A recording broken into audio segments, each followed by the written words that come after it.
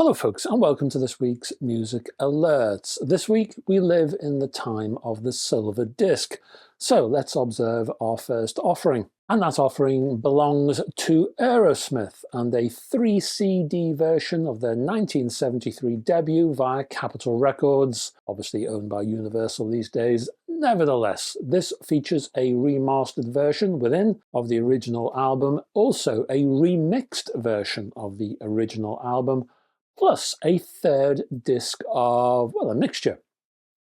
Bits and pieces. You get unreleased studio tracks. You also get a live outing from the 20th of March 1973 at Paul's Mall. I think my American friends would say Paul's Mall, I would say, because I'm from the UK. The booklet is okay, lots of nice photos, yes, but no extra information about the CD contents, which is a shame. It's also rather annoying. I really have no idea why it wasn't included. If you can afford to remaster and then remix this album, surely you can afford to add a few extra pages offering more detail on the included tracks. Surely. Staying with classic rock now, and the UK's Jasmine label, and a 28-track compilation called The Songs That Shaped Led Zeppelin. These are original songs that form the roots of the band, with the tracks actually sequenced in the order that they appear on the respective Led Zepp albums. Also, 5 tracks that the band played during typical live outings.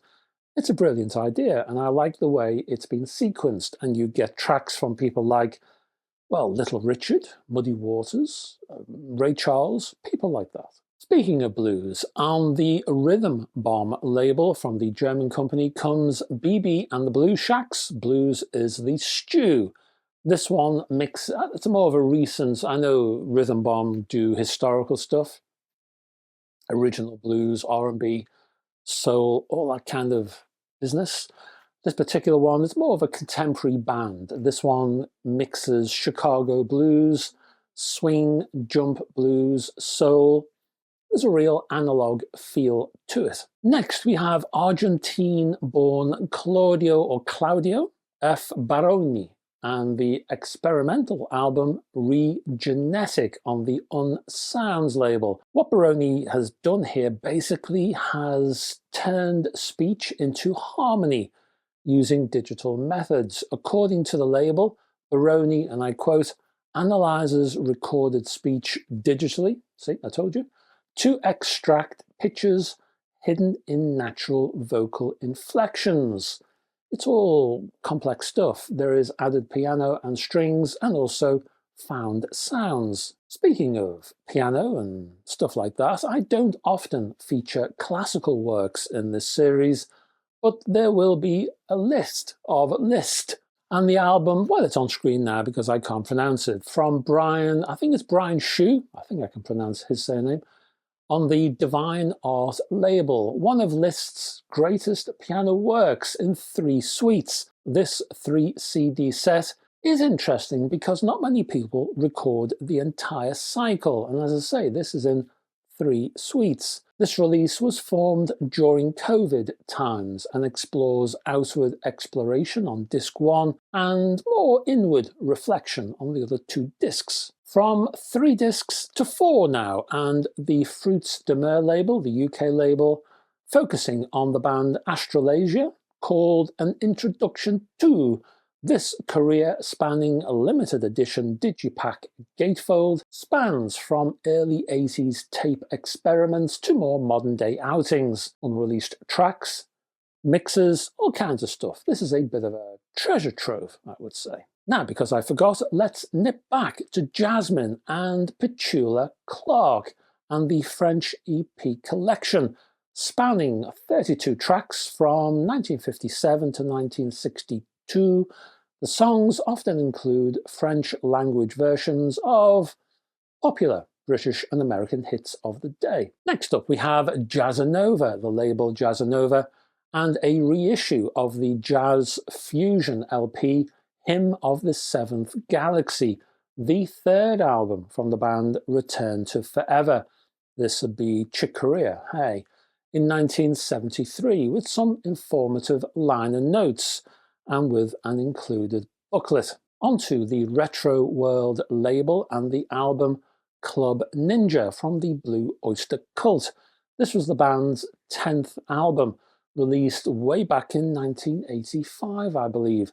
Notably, this is the UK European version without the spoken intro to the track When the War Comes Home by Howard Stern. Next comes the band Stepmother and the album Bring Me Flowers and Tell Me You Love Me on the, well, it's a bit of a dual production, this one, the Knock 'em Dead Records and also the Megaphone record labels. Stepmother, it's kind of a rock-orientated band project operating in the indie underground space, you might say. This is a dark, rather literate take on the same, focusing on emotional instability, modern relational issues, and surreal imagery. Next up, presented within a digipack gatefold comes Witch S. Not witches, but Witch S, almost like the female of the variant. Although witches tend to be female anyway, don't they? Can you get a male witch? I suppose you can. So a Witch S in that case. Anyway, enough tangents. An experimental jazz concept album, this one by the Italian drummer-composer. This one has been released on the Horror record label, H-O-R-A, Horror. Don't see this one as conventional jazz. It's closer to a political art piece in musical form.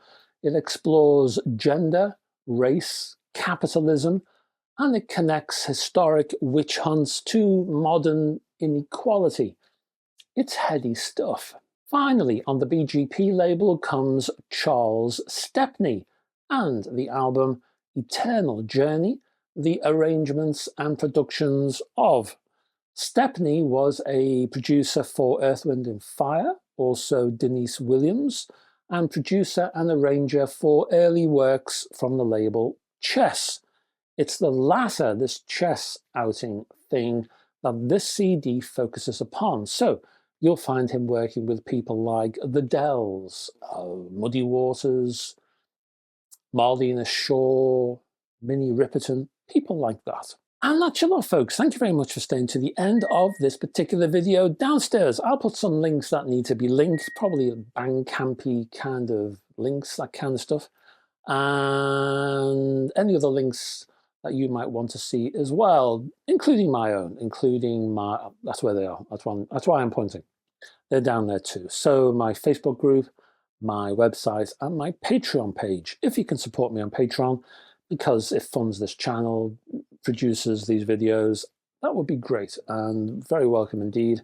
There's also exclusive stuff over there too, and all my videos are posted on Patreon before they're posted here. I will be back tomorrow. If you like your hi-fi, there's a hi-fi news video appearing on this channel tomorrow. Same sort of time. I think I publish 11 AM-ish, that kind of time, before 12 anyway. So, hope to see you there. Hope to have your company. Until then, folks, bye-bye for now.